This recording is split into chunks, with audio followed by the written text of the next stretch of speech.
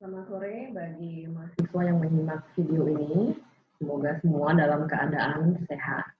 Kita berjumpa kembali dalam video ini untuk membahas mengenai chapter selanjutnya dari mata kuliah kita. Pemaparan akan saya sampaikan dalam bentuk PowerPoint sebagai berikut.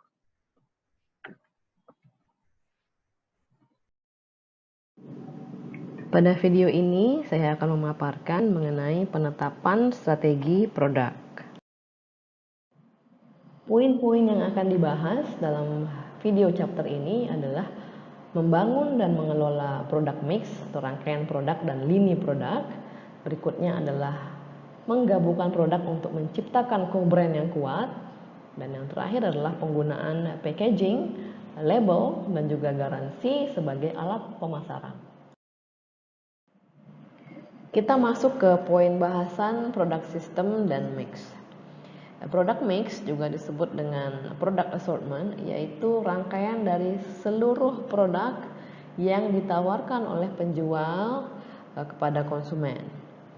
Salah satu contoh dari product mix adalah lini produk, yaitu contohnya adalah Michelin yang menawarkan 3 lini produk, yaitu ban, peta, dan layanan peratingan restoran.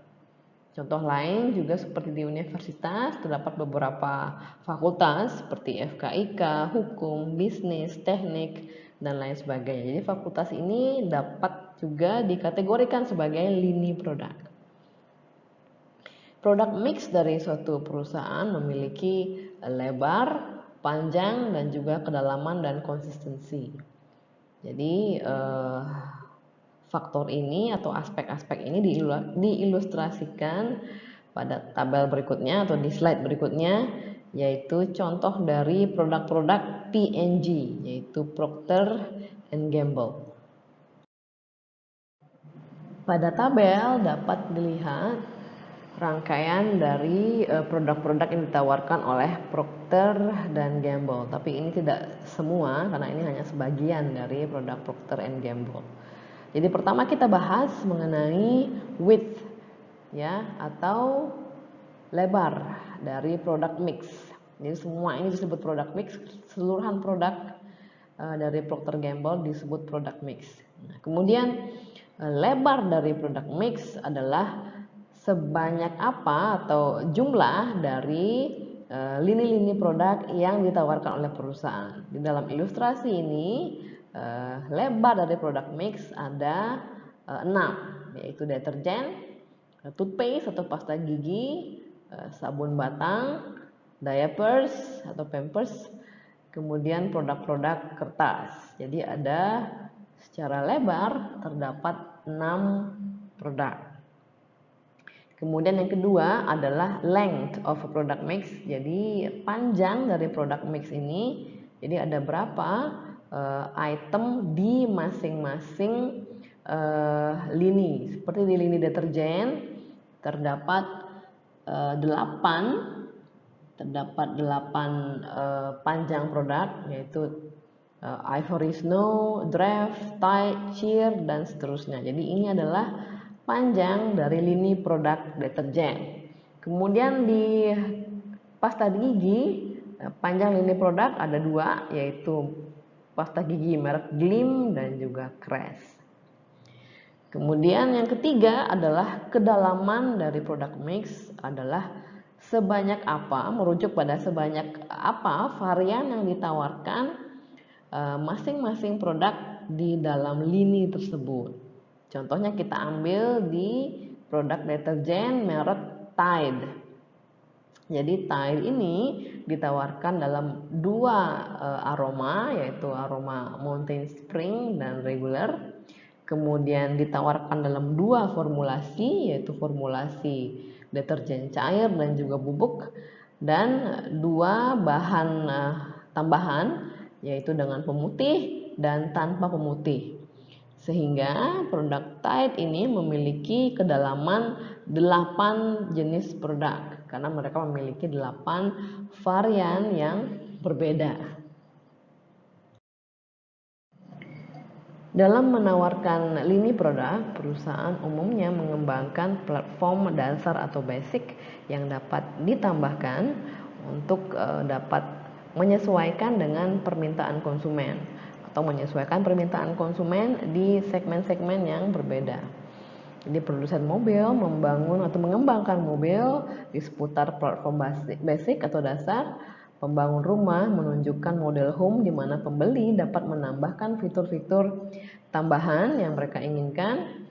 Kemudian manajer lini produk, mereka perlu mengetahui penjualan dan profit masing-masing item pada lini produk mereka. Untuk apa? Untuk menentukan item-item mana yang perlu untuk dikembangkan, item mana yang perlu untuk di-maintain atau dijaga, dan item lini produk mana yang perlu untuk dilepaskan atau dijual. Tujuan perusahaan mempengaruhi panjangnya lini produk yang ditawarkan. Salah satu objektif adalah untuk menciptakan lini produk untuk mendorong konsumen melakukan upselling atau membeli lini produk yang lebih mahal. Contohnya adalah BMW. Jadi BMW ingin mendorong pelanggannya untuk membeli seri yang lebih mahal dari seri 3 menjadi ke seri 5. Kemudian dengan memperkenalkan lini ketujuh, jadi BMW mencoba mendorong konsumennya untuk membeli seri ketujuh yang terbaru ini yang tentunya harganya lebih mahal pula. Tujuan yang lain adalah dari memperpanjang lini produk adalah untuk menciptakan lini produk yang memfasilitasi cross-selling, artinya membeli lini produk yang lain. Contohnya adalah Hewlett Packard atau HP. Selain menjual printer, HP juga menjual komputer. Jadi diharapkan pengguna komputer HP juga akan membeli printer keluaran HP. Tujuan lainnya adalah untuk menciptakan atau menawarkan lini produk untuk melindungi penjualan perusahaan pada saat ekonomi sedang membaik ataupun pada saat ekonomi sedang resesi. Contohnya adalah Electrolux yang menawarkan produk elektronik seperti kulkas, pencuci piring, dan vacuum cleaner mempergunakan nama-nama merek yang berbeda dengan level harga yang berbeda juga. Jadi nama merek A untuk level harga diskon atau level harga yang ditujukan bagi pasar menengah ke bawah, kemudian mempergunakan merek yang berbeda untuk menargetkan segmen pasar menengah, dan menggunakan nama merek yang berbeda untuk menargetkan segmen pasar premium. Tentunya 3 segmen ini mempergunakan atau membandrol dengan harga yang berbeda. Jadi tujuannya ini adalah untuk melindungi penjualan perusahaan pada saat ekonomi naik atau turun.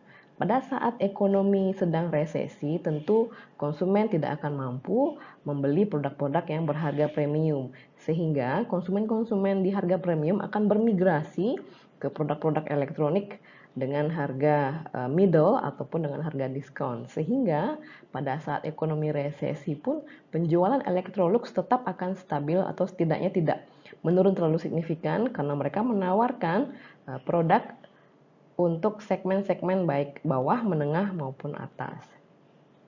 Kemudian berikutnya, perusahaan yang mencari pertumbuhan pangsa pasar dan juga pertumbuhan penjualan yang cepat, mereka cenderung akan memperkenalkan lini produk yang banyak. Jadi dengan semakin banyak lini produk yang diperkenalkan ke pasar, akan semakin banyak juga penjualan sehingga pangsa pasar perusahaan akan meningkat. Sebaliknya, perusahaan yang ingin menekankan atau mencari profitabilitas yang tinggi akan cenderung menawarkan lini produk yang pendek atau produk yang tidak terlalu banyak. Jadi mereka akan memilih lini-lini produk, item-item yang sangat profitable dan tidak akan menjual lini produk yang kurang profitable, sehingga mereka hanya menjual produk-produk yang memberikan profit sangat tinggi. Apabila mereka menjual produk dengan jumlah yang sangat banyak, jadi profit ini cenderung akan dibagi ke seluruh produk sehingga profit rata-rata menjadi rendah, sehingga mereka bagi perusahaan yang mencari profitabilitas tinggi, mereka cenderung akan hanya menawarkan lini produk yang pendek atau produk dalam jumlah yang terbatas, namun diseleksi secara hati-hati memilih hanya item-item produk yang sangat profitable. Lini produk cenderung menjadi lebih panjang seiring dengan waktu. Penyebabnya adalah tenaga penjualan dan juga distributor menekan perusahaan untuk memproduksi semakin banyak produk agar menawarkan produk yang semakin komplit sehingga dapat memuaskan lebih banyak konsumen. Namun seiring dengan penambahan item-item produk baru, biaya juga akan semakin meningkat. Contohnya biaya perancangan produk, biaya inventory carrying atau biaya penyimpanan, kemudian biaya manufacturing changeover atau pergantian fasilitas saat produksi atau manufacturing untuk memproduksi item yang berbeda, kemudian biaya pemrosesan pemesanan, biaya transportasi, dan biaya promosi untuk item-item produk yang baru. Pada akhirnya, manajemen mungkin akan menghentikan pengembangan lini produk baru karena ketidakcukupan dana atau karena ketidakcukupan kapasitas manufacturing atau produksi. Sehingga pada akhirnya manajemen hanya akan memilih lini-lini produk yang paling profitable untuk mereka pertahankan dan kemudian mengeliminasi lini-lini produk yang kurang profitable. Kemudian perusahaan cenderung memperpanjang lini produknya dengan dua cara, yaitu line stretching atau memperpanjang lini dan line filling atau mengisi lini produk. Yang pertama, kita akan membahas mengenai line stretching. Jadi line stretching adalah saat perusahaan memperpanjang lini produknya di luar rangkaian produknya saat ini. Perusahaan dapat memperpanjang lini produk untuk memperluas, menargetkan pasar di bawah segmen pasar yang ditargetkan saat ini, atau menargetkan segmen pasar di atas segmen pasar yang ditargetkan oleh perusahaan saat ini, atau dapat juga menargetkan segmen pasar di bawah ataupun di atas dari segmen pasar yang ditargetkan perusahaan saat ini. Cara yang pertama kita bahas adalah down market stretch, yaitu perpanjangan lini produk untuk menyasar segmen pasar di bawah segmen yang ditargetkan perusahaan saat ini. Jadi contohnya adalah sebuah perusahaan yang menargetkan pasar menengah, mereka ingin untuk memperkenalkan produk dengan harga lebih rendah untuk menargetkan segmen pasar menengah ke bawah. Adapun alasannya adalah yang pertama, perusahaan mungkin memperhatikan adanya peluang pertumbuhan yang cukup kuat seiring dengan semakin meningkatnya jumlah retailer-retailer besar seperti Walmart, juga di sini ada Carrefour, Hypermart dan sebagainya. Jadi mereka menarik jumlah konsumen yang semakin meningkat. Konsumen-konsumen ini menginginkan produk-produk yang memiliki nilai yang baik. Jadi dia memiliki produk-produk dengan harga yang cukup menarik. Jadi konsumen untuk produk-produk seperti ini trennya semakin meningkat. Kemudian yang kedua, alasan kedua kenapa perusahaan melakukan down market stretch adalah perusahaan mungkin ingin untuk melakukan retaliasi dengan perusahaan atau kompetitor yang menargetkan pasar low end. Jadi perusahaan berencana untuk melakukan counter attack dengan memasuki segmen pasar yang lebih rendah. Jadi mungkin saja kompetitornya ini ingin memasuki pasar perusahaan saat ini sehingga perusahaan melakukan tindakan retaliasi atau retaliasi dengan memasuki pasar low end yang merupakan pangsa pasar kompetitornya yang ingin menyerang pangsa pasar perusahaan saat ini.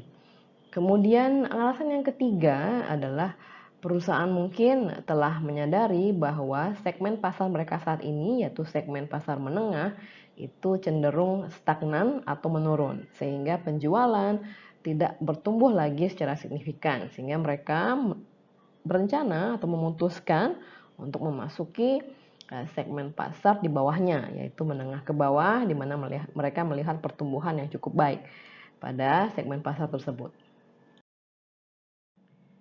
Perusahaan memiliki beberapa pilihan terkait dengan penamaan saat mereka melakukan down market stretch atau saat mereka memperkenalkan lini produk untuk segmen pasar di bawah pasar yang mereka targetkan saat ini. Pilihan penamaan yang pertama adalah mempergunakan nama merek untuk seluruh penawaran, baik itu penawaran di pasar segmen menengah, segmen atas maupun segmen bawah. Jadi contoh perusahaan yang mempergunakan strategi ini adalah Sony.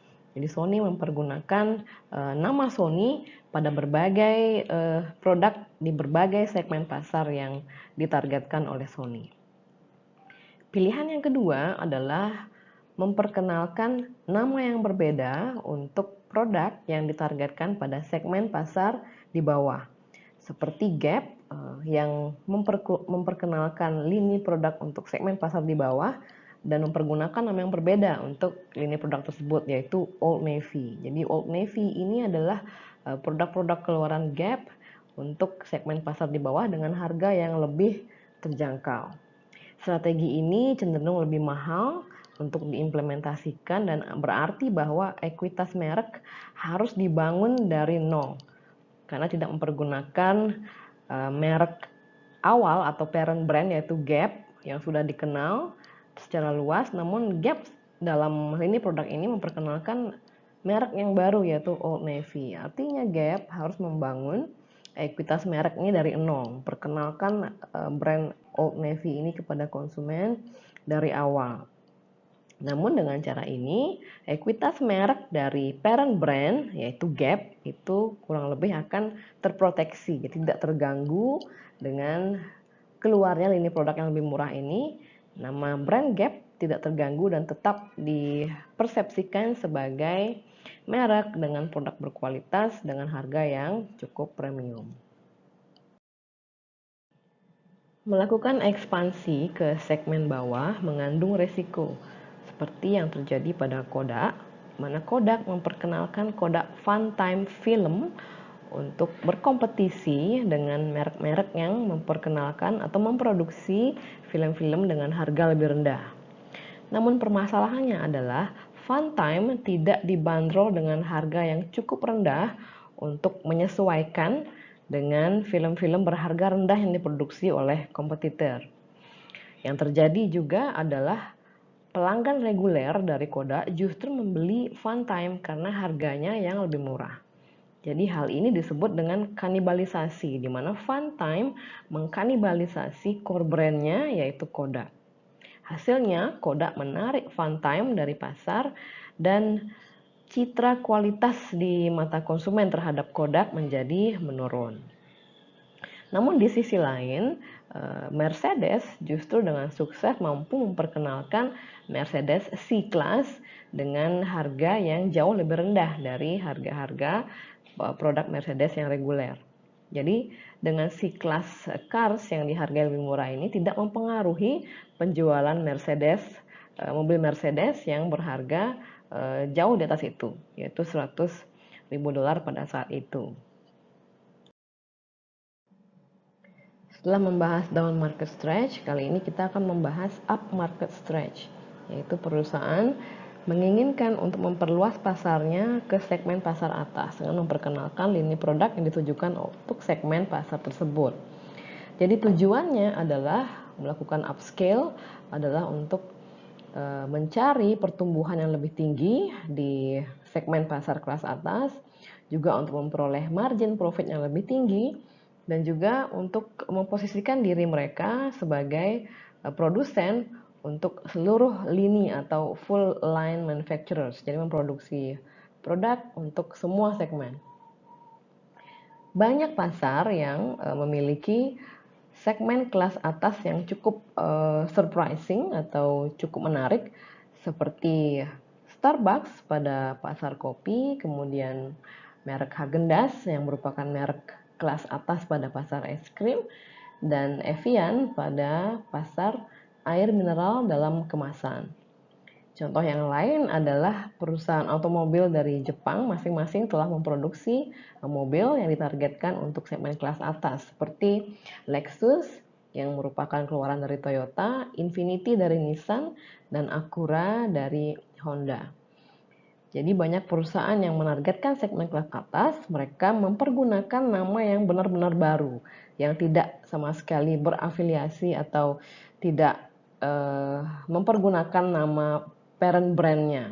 Karena konsumen kelas atas tidak ingin untuk mengkonsumsi produk-produk yang ada kaitannya dengan merek-merek yang ditargetkan untuk segmen kelas menengah. Jadi mereka menginginkan nama brand yang betul-betul baru yang memang dikaitkan atau merepresentasikan segmen kelas atas ini. Beberapa brand juga mempergunakan modifiers atau memodifikasi nama brandnya untuk mensinyal atau mensignaling peningkatan kualitas. Seperti Pampers mempergunakan modifier ultra dry, jadi menjadi ultra dry Pampers. Kemudian merek obat Tylenol, mereka mempergunakan modifier yaitu extra strength Tylenol. Kemudian Dustbuster mempergunakan modifier Power Pro. Jadi modifier ini digunakan untuk mensinyal peningkatan kualitas sehingga menjustifikasi harganya yang lebih tinggi dan dipasarkan untuk segmen pasar yang lebih di atas atau upscale segmen. Contoh perusahaan yang melakukan down market stretch dan up market stretch adalah Intercontinental Hotel Group, Holiday Inn, yang membagi hotelnya menjadi 4 chain yang berbeda untuk menargetkan segmen pasar yang berbeda pula. Jadi untuk segmen pasar kelas atas atau upscale, Holiday Inn memperkenalkan nama brand Crown Plaza. Kemudian Traditional Holiday Inn untuk segmen kelas menengah mereka. Kemudian Budget Holiday Inn Express untuk down market stretch yaitu segmen kelas bawah. Dan juga business oriented, jadi ini untuk wisatawan atau turis untuk kepentingan bisnis. Mereka memperkenalkan Holiday Inn Select. Jadi masing-masing chain hotel ini direpresentasikan mempergunakan program pemasaran yang berbeda dan penekanan yang berbeda pula. Jadi dengan mengembangkan merek untuk target konsumen yang berbeda dengan kebutuhan yang berbeda pula, Holiday Inn mencegah terjadinya overlap di antara hotel-hotel chain mereka. Perusahaan juga dapat memperpanjang lini produknya dengan menambahkan item-item baru untuk mengisi item-item pada lini produk yang saat ini sudah ada. Alasan untuk melakukan line filling termasuk diantaranya adalah untuk memperoleh tambahan profit dan juga untuk memuaskan para distributor atau dealer yang komplain mengenai penjualan yang hilang, potensi penjualan yang hilang karena beberapa item tidak diperkenalkan atau tidak diproduksi oleh perusahaan pada lini produk saat ini. Kemudian alasan lain adalah untuk memanfaatkan kelebihan kapasitas produksi. Alasan lain adalah untuk mencoba menjadi perusahaan yang menawarkan full line atau lini produk yang lengkap dan komplit. Dan alasan lain adalah untuk menambal lubang dan celah-celah pada pasar untuk mencegah masuknya kompetitor ke dalam pasar perusahaan saat ini, sehingga perusahaan mencoba menawarkan lini produk yang lengkap, sehingga ini dengan cara line filling adalah untuk menambal celah-celah atau lubang sehingga kompetitor tidak bisa memasuki pasar. Contoh perusahaan yang melakukan line filling adalah BMW. Dalam 4 tahun, BMW telah bermetamorfosis dari hanya satu brand dengan 5 model menjadi brand powerhouse yang memiliki 3 merek, 14 seri, dan juga 30 model mobil yang berbeda. Di BMW tidak hanya memperluas range produknya ke pasar bawah dengan Mini Cooper-nya dan model seri 1 yang compact, namun BMW juga berekspansi ke pasar atas dengan merek Rolls-Royce. Di samping itu, BMW juga mengisi gap di antara lini-lini produknya dengan memperkenalkan X3, seri X5, dan juga X6 untuk kendaraan bertipe sport. Kemudian memperkenalkan Z4 Roadster, yaitu mobil dengan 2 seating dan kap terbuka, dan juga memperkenalkan seri 6 Coupe. Perusahaan ini telah dengan sukses mengisi lini produknya untuk semakin memboosting daya tariknya kepada orang-orang yang kaya, orang-orang yang super kaya, dan juga orang-orang yang ingin menjadi kaya atau ingin terlihat kaya. Jadi semua ini tanpa melenceng dari positioning brand BMW yang premium. Setelah itu BMW juga akan merancang produk mobil yang environmentally friendly atau ramah lingkungan untuk diperkenalkan. Dalam penetapan harga produk mix, perusahaan berusaha untuk menetapkan harga yang dapat memaksimalkan profit dari seluruh rangkaian produk yang ditawarkan. Terdapat beberapa strategi product mix pricing. Yang pertama adalah product line pricing. Jadi perusahaan umumnya memperkenalkan beberapa lini produk dan alih-alih memperkenalkan hanya satu produk saja. Dan dengan beberapa lini produk tersebut mereka juga menetapkan beberapa tingkatan harga. Contohnya adalah pada toko pakaian pria umumnya memperkenalkan atau menawarkan setelan pria dengan tingkatan harga berbeda-beda. Umumnya adalah 3 tingkatan, yaitu rendah, average, dan harga tinggi.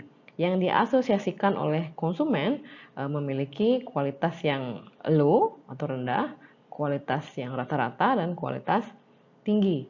Jadi ini menjadi tugas penjual untuk membentuk persepsi kualitas di benak konsumen bahwa terdapat perbedaan tingkatan kualitas di antara ketiganya.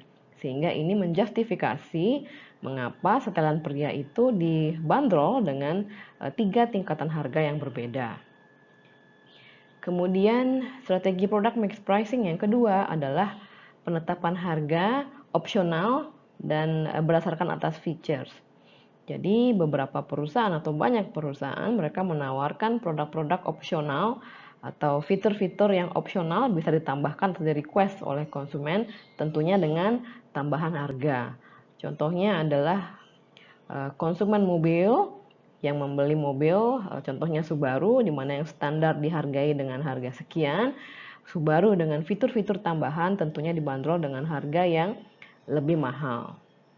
Dan di restoran juga beberapa restoran mereka menetapkan harga yang tinggi untuk minuman dan menetapkan harga yang standar atau average atau rendah untuk makanannya. Jadi dalam kasus ini harga makanan itu atau pendapatan makanan digunakan untuk menutupi biaya, dan pendapatan dari penjualan minuman seperti minuman keras itu adalah pendapatan yang memproduksi profit. Jadi ini menjelaskan mengapa seringnya waiter itu sangat membujuk konsumennya untuk membeli minum dan membeli lagi. Namun ada juga restoran yang menetapkan harga minuman kerasnya cukup rendah dan harga makanannya tinggi, yang ini bertujuan untuk menarik kumpulan orang-orang yang datang untuk minum-minum. Strategi product mix pricing yang ketiga adalah captive product pricing. Beberapa produk membutuhkan penggunaan produk tambahan untuk dapat mengoperasikan produk inti mereka. Contohnya adalah produk alat cukur dengan produk tambahan yaitu razor blade.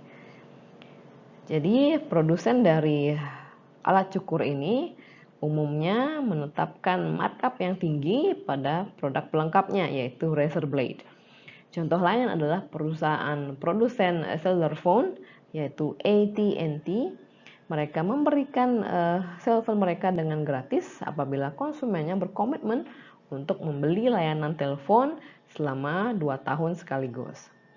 Namun apabila produk pelengkap ini dibanderol dengan harga terlalu tinggi di pasaran, ini dapat menimbulkan terjadinya pemalsuan dan munculnya produk-produk substitusi yang akhirnya dapat menurunkan penjualan perusahaan.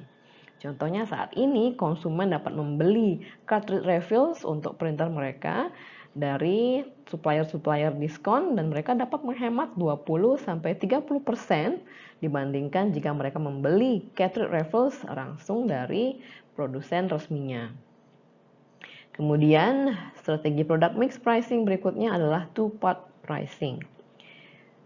Jadi penyedia jasa umumnya menetapkan harga dua bagian yang terdiri atas fixed fee atau tarif tetap dan juga tarif penggunaan yang bersifat variabel. Contohnya adalah produsen cellphone, di mana pengguna dari cellphone ini membayar biaya bulanan yang tetap dan ditambah cas tambahan untuk panggilan-panggilan telepon yang mereka lakukan yang melebihi dari waktu yang dialokasikan.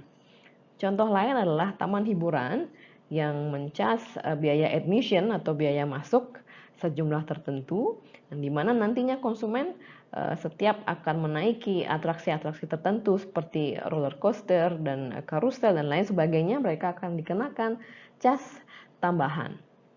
Jadi strateginya adalah menetapkan fixed fee yang cukup rendah. Artinya biaya tetap ini cukup rendah, contohnya adalah tiket masuk yang cukup rendah. Ini bertujuan untuk menarik konsumen untuk datang dan membeli. Profit pada akhirnya akan datang dari tarif-tarif yang dibebankan pada konsumen untuk mempergunakan jasa tersebut. Strategi product mix pricing berikutnya adalah product bundling pricing. Contohnya adalah suatu agensi talent dapat memasarkan aktor mereka yang sedang in demand kepada suatu produksi film hanya jika perusahaan film tersebut juga bersedia menerima talent-talent mereka yang lain seperti sutradara, penulis, ataupun aktor lainnya. Jadi ini merupakan bentuk tied-in sales atau bundling. Namun terdapat juga pelanggan atau customer yang tidak ingin untuk membeli produk bundling dan mereka ingin produk tersebut untuk di unbundling. Jadi produsen juga bisa menawarkan produk unbundling ini namun tetap memperoleh profit. Contohnya adalah apabila suatu penjual mereka dapat menghemat $100 dengan tidak menjual salah satu produk atau satu produk mereka yang dibundling tersebut, dan mereka memberikan pengurangan harga sebesar $80 pada konsumen. Artinya mereka dengan menjual produk unbundling mereka tetap bisa memperoleh profit atau bahkan penambahan profit sebesar $20. Poin bahasan berikutnya adalah co-branding. Co-branding ini adalah menggabungkan dua atau lebih merek yang sudah terkenal menjadi suatu produk yang dipasarkan secara bersama-sama. Keunggulan dari co-branding adalah produk yang di co-branding ini dapat sangat meyakinkan secara positioning di benak konsumen karena mereka menggabungkan nama besar brand-brand yang tergabung di dalamnya. Jadi co-branding dapat menghasilkan penjualan yang lebih besar dari pasar yang existing atau yang pasar yang sudah ada dan membuka peluang baru bagi konsumen yang baru untuk mencoba. Co-branding juga dapat mengurangi biaya untuk memperkenalkan produk karena co-branding ini menggabungkan dua citra merek yang sangat terkenal sehingga mempercepat adopsi oleh konsumen. Jadi karena dua merek menjadi satu, ini artinya reputasinya sudah baik sehingga konsumen tidak ragu dan adopsi produk ini oleh konsumen menjadi lebih cepat. Untuk co-branding menjadi berhasil diperlukan dua brand yang masing-masing memiliki ekuitas merek yang kuat. Artinya konsumen sangat aware terhadap merek tersebut dan juga merek tersebut memiliki image yang positif di benak konsumen. Contoh dari co-branding adalah McFlurry yang merupakan produk McDonald yang di-combine dengan Oreo. Jadi McFlurry Oreo. Jadi McFlurry Oreo ini dapat menarik konsumen dari kedua brand tersebut. Jadi para penggemar Oreo kemudian tertarik untuk mengkonsumsi McFlurry Oreo ini. Begitu juga dengan konsumen dari McFlurry juga tertarik untuk mengkonsumsi bagaimana McFlurry jika digabungkan dengan Oreo, sehingga basis konsumen dari produk co-branding ini menjadi 2 kali lipat atau lebih besar karena menggabungkan basis konsumen dari kedua brand yang sudah terkenal ini. Bahasan berikutnya adalah packaging, labeling, dan garansi. Pengemasan, pelabelan, dan garansi. Banyak pemasar mereka menganggap packaging atau pengemasan adalah merupakan P yang kelima dari bauran pemasaran yang terdiri atas 4P, yaitu price, product, place, dan promotion. Pemasar yang lain juga menganggap packaging dan labeling itu sebagai suatu elemen dari strategi produk. Di samping packaging dan labeling, garansi juga menjadi bagian yang sangat penting dari strategi produk. Dan sering juga garansi ini muncul dan tertera pada pengemasan. Garansi menjadi aspek penting terutama bagi produk-produk yang berisiko tinggi dan berharga yang mahal. Kita masuk ke bahasan berikutnya, yaitu packaging, labeling, and guarantees. Pengemasan, pelabelan, dan garansi.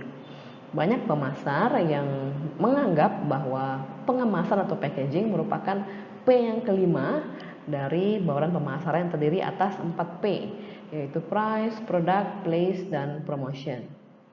Beberapa pemasar juga menganggap bahwa packaging dan labeling merupakan salah satu elemen dari strategi produk.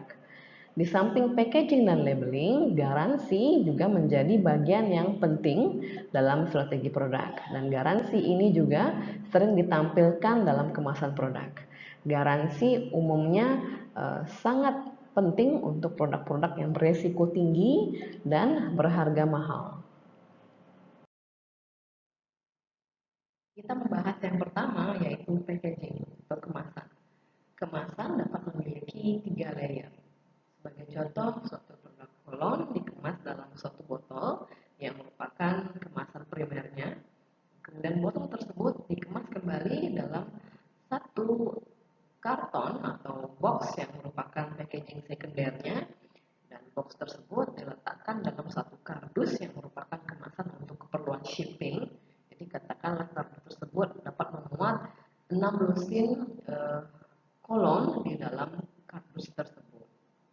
Jadi kemasan merupakan perjumpaan pertama pembeli dengan produk. Ini hal yang pertama dilihat oleh pembeli adalah kemasan. Jadi kemasan yang baik dapat menarik konsumen untuk melihat dan kemudian mendorong mereka untuk mencoba. Jadi dapat dikatakan bahwa packaging ini merupakan iklan 5 detik bagi suatu produk. Kita membahas yang pertama, yaitu packaging. Packaging dapat memiliki 3 layer. Contohnya adalah produk kolon yang dikemas dalam suatu botol. Jadi botol ini merupakan kemasan primernya. Kemudian botol ini dimasukkan ke dalam kemasan box yang merupakan kemasan sekundernya. Dan box-box kolon ini kemudian dimasukkan kembali ke dalam kemasan kardus untuk keperluan shipping. Jadi katakanlah kardus ini dapat memuat 6 lusin botol kolon di dalamnya. Packaging merupakan hal yang pertama kali dilihat oleh konsumen atas satu produk. Jadi packaging yang bagus dapat menarik konsumen untuk melihat dan juga mendorong konsumen untuk mencobanya. Jadi dapat dikatakan bahwa packaging merupakan iklan 5 detik bagi suatu produk.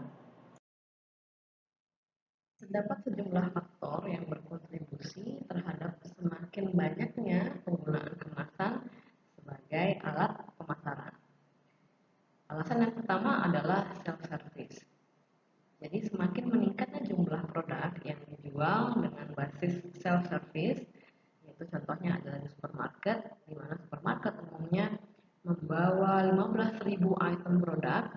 Jadi tipikal pembelanja akan melewati kurang lebih sekitar 300 produk per menit.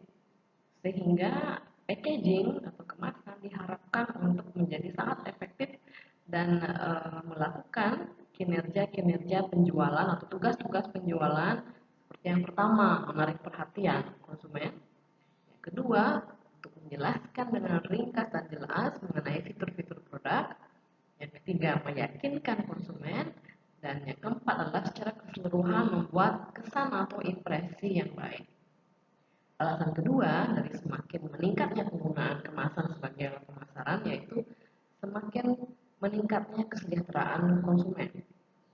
Kesejahteraan konsumen yang meningkat artinya konsumen bersedia membayar harga lebih mahal untuk mendapatkan kemasan yang memberikan kenyamanan, kemasan dengan tampilan lebih baik atau menarik, kemasan yang sangat dapat diandalkan dalam melindungi produknya, dan juga kemasan yang menunjukkan prestis.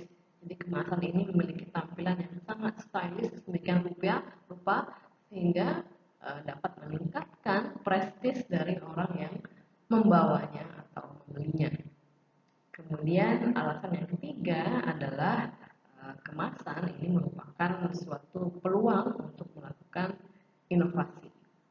Jadi packaging yang unik atau inovatif ini dapat memberikan manfaat bagi konsumen dan juga dapat menarik konsumen sehingga memberikan profit bagi produsennya. Contohnya adalah produk permen case yang kemasannya tertuliskan berbagai macam tagline yang mungkin dapat digunakan oleh anak-anak muda untuk saling bertukar pesan atau mengungkapkan perasaannya bagi anak-anak muda yang mungkin agak sedikit malu-malu. Jadi pesan-pesan tersebut contohnya seperti senyum dong, atau gabut, atau I'm yours, dan sebagainya. Terdapat pula satu contoh produsen yang mengemas produk jamnya di dalam kaleng, di mana kaleng ini kemudian bisa dimanfaatkan oleh konsumen untuk menyimpan benda-benda yang mereka ingin simpan, sehingga kaleng ini sendiri merupakan suatu hal yang mampu mendorong atau menarik konsumen tersebut untuk membeli produk jam tersebut. Terdapat beberapa faktor yang berkontribusi terhadap meningkatnya penggunaan packaging sebagai alat pemasaran. Alasan yang pertama adalah self-service. Jadi semakin banyak produk yang dijual pada basis self-service. Jadi secara rata-rata supermarket katakanlah memiliki menjual item sebanyak 15.000 di dalam supermarket. Jadi di mana tipikal pembeli akan melewati kurang lebih 300 produk per menit. Sehingga kemasan harus sangat efektif dalam melakukan tugas-tugas penjualan, yaitu diantaranya yang pertama untuk menarik perhatian, yang kedua menjelaskan fitur-fitur produk secara ringkas dan juga jelas, berikutnya adalah meyakinkan konsumen, dan terakhir membuat impresi atau kesan keseluruhan yang positif. Alasan yang kedua, mengapa packaging menjadi alat pemasaran yang semakin banyak digunakan adalah karena kesejahteraan konsumen yang semakin meningkat. Kesejahteraan yang meningkat artinya bahwa konsumen bersedia untuk membayar harga yang lebih mahal untuk packaging yang memberikan kenyamanan, packaging yang terlihat menarik, packaging yang dapat diandalkan, dan packaging yang dapat memunculkan suatu aura prestis bagi para penggunanya. Contohnya adalah para wanita pengguna kosmetik, di mana mereka cenderung memilih kosmetik dengan packaging yang mewah, sehingga saat mereka harus touch up di depan teman-temannya, jadi kosmetik tersebut mencitrakan bahwa sang pengguna adalah memakai produk-produk yang mahal dan prestis. Alasan ketiga adalah untuk peluang untuk melakukan inovasi.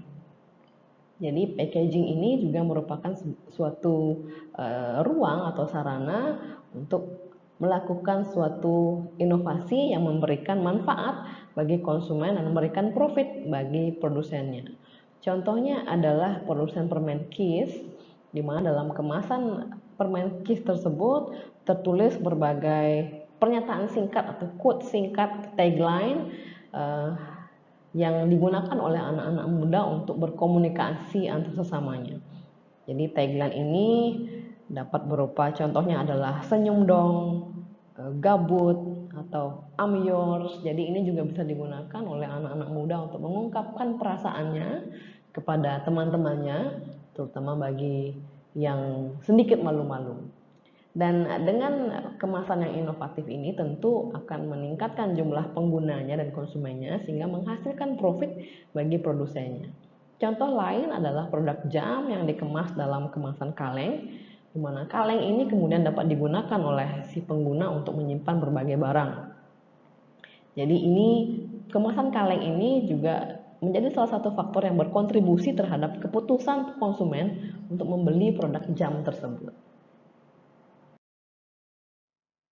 Setelah perusahaan merancang kemasannya, perusahaan perlu melakukan tes terhadap kemasan tersebut. Yang pertama adalah engineering test, untuk memastikan bahwa kemasan dapat bertahan di bawah kondisi normal. Kedua adalah tes visual, bahwa tulisan atau skrip dalam kemasan tersebut dapat terbaca dengan jelas dan warna-warnanya membentuk suatu nuansa yang harmonis. Kemudian tes dealer atau distributor, memastikan bahwa dealer merasa packaging tersebut menarik atau atraktif dan juga mudah untuk dihandle.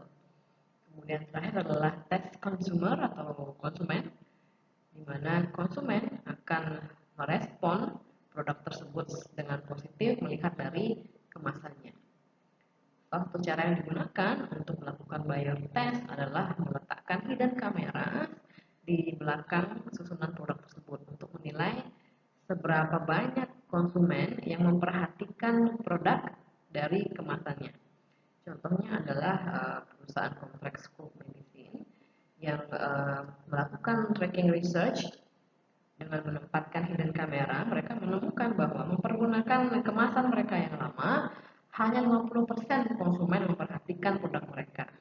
Sedangkan saat diganti dengan kemasan yang baru, terjadi peningkatan menjadi 62% konsumen memperhatikan produk mereka yang dipajang di rak supermarket.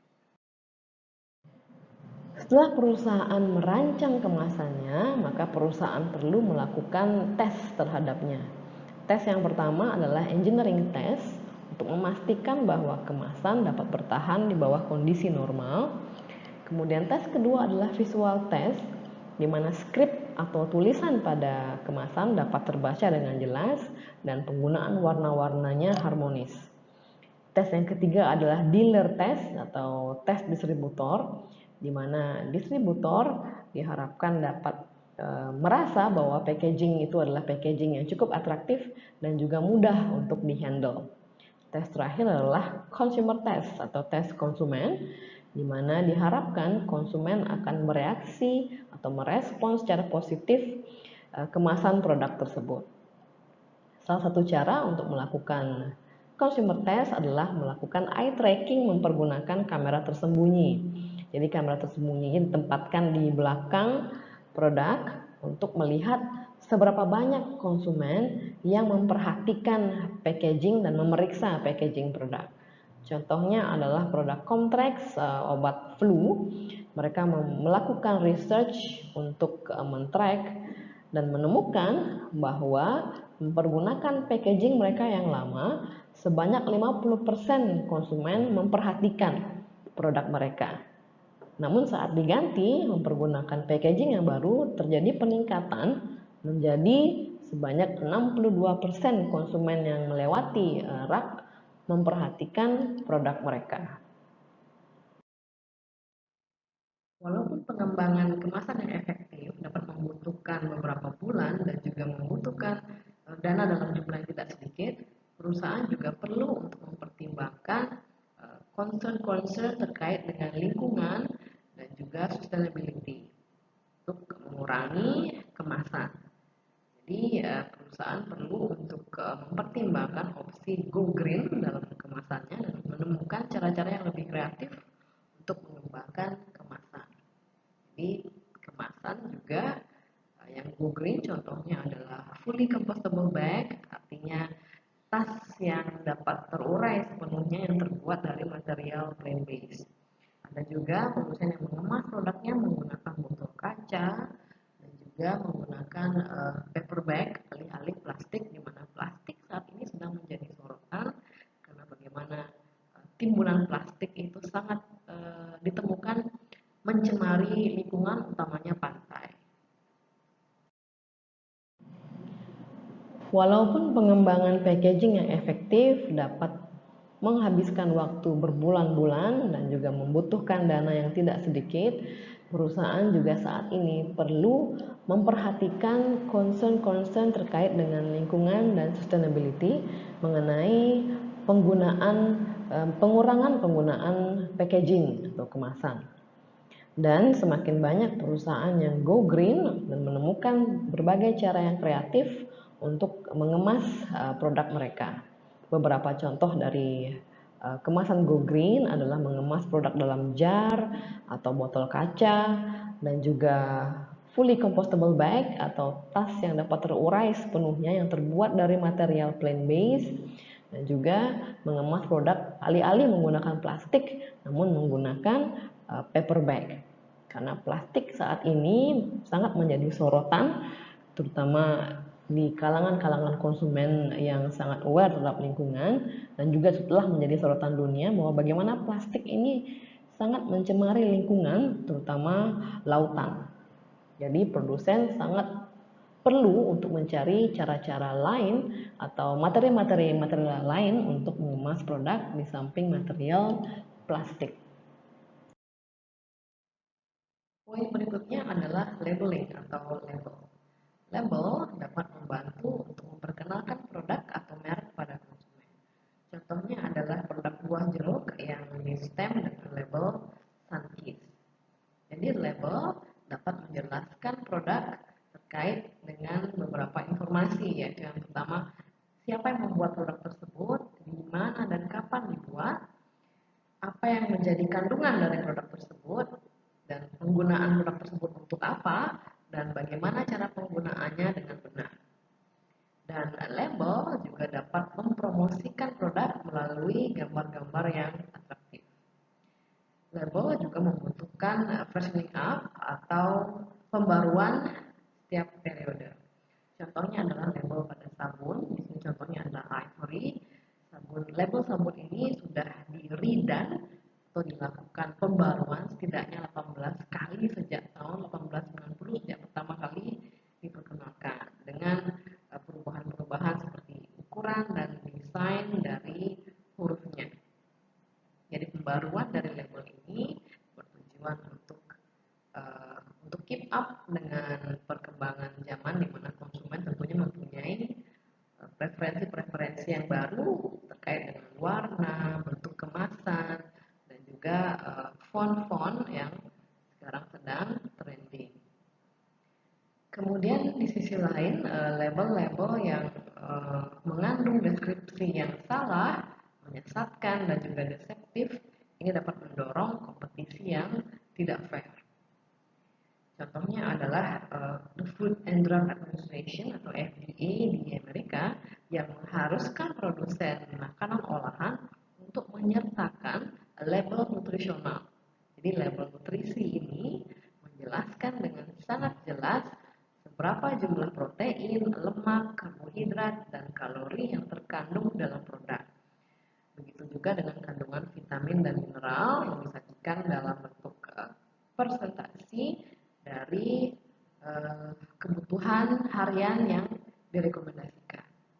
Di FDA ini juga mengambil tindakan apabila terdapat klaim-klaim yang berpotensi menyesatkan seperti light, kemudian high fiber atau kaya serat, dan juga low fat. Maka dari itu, produsen makanan olahan dalam mensupport klaim-klaimnya low fat, high fiber, light, dan sebagainya, mereka perlu mencantumkan label nutrisi sehingga konsumen dapat melihat dengan jelas apakah produk tersebut memang benar-benar low fat, benar-benar high fiber, atau light. Light umumnya merujuk pada produk yang rendah gula. Kita masuk ke poin berikutnya, yaitu labeling. Label dapat membantu memperkenalkan produk atau merek kepada konsumen. Contohnya adalah produk buah jeruk yang di-stem menggunakan label Sunkist. Jadi produk tersebut merupakan produk yang dapat didiferensiasi dari produk kompetitor karena ini merupakan jeruk Sunkist. Label dapat menjelaskan suatu produk dalam beberapa jenis informasi. Yang pertama adalah siapa yang membuat produk tersebut, di mana dan kapan produk tersebut dibuat, apa kandungan dari produk tersebut, dan digunakan untuk apa produk tersebut, dan bagaimana cara penggunaannya dengan benar.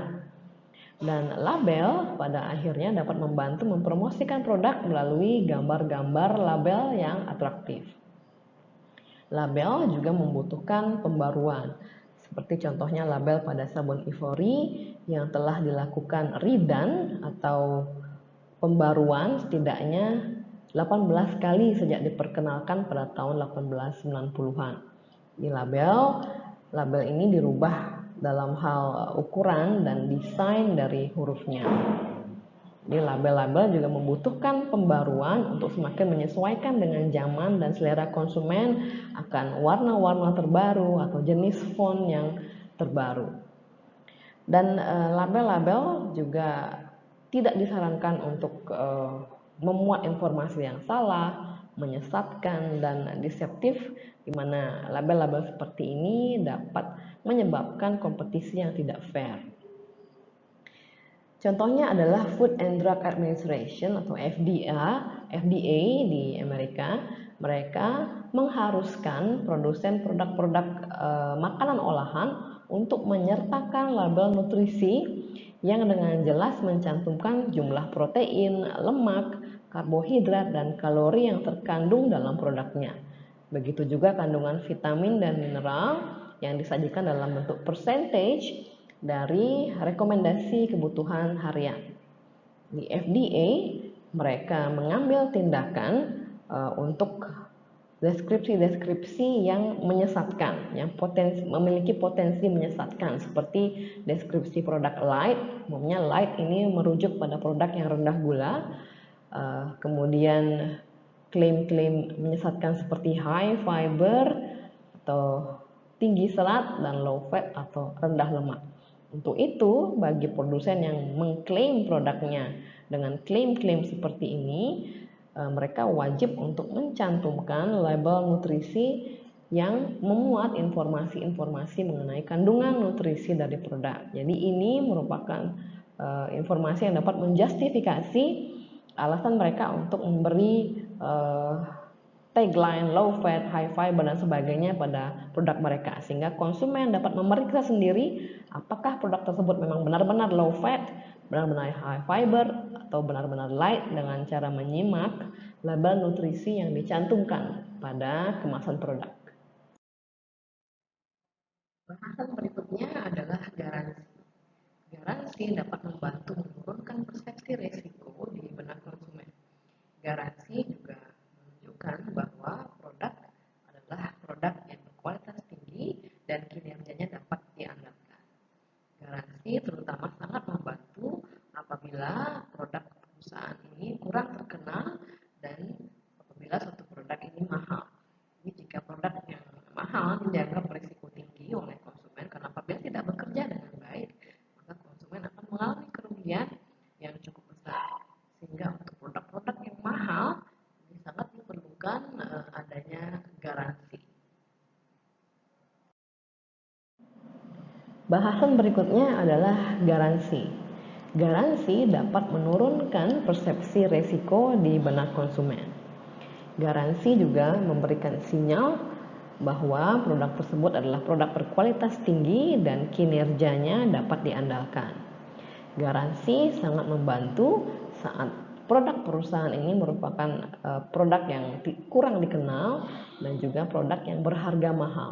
Karena saat konsumen membeli barang dengan harga mahal, persepsi resiko di benak mereka sangat tinggi. Karena apabila produk tersebut tidak berkinerja sesuai dengan klaimnya, konsumen akan mengalami kerugian yang cukup besar. Sehingga produk-produk yang mahal dan kurang dikenal akan sangat terbantu oleh garansi untuk meyakinkan konsumen membeli produk tersebut. Demikian paparan saya mengenai chapter ini, semoga dapat diterima dan dipahami dengan baik. Kita berjumpa kembali di video berikutnya. Terima kasih atas atensinya. Selamat sore.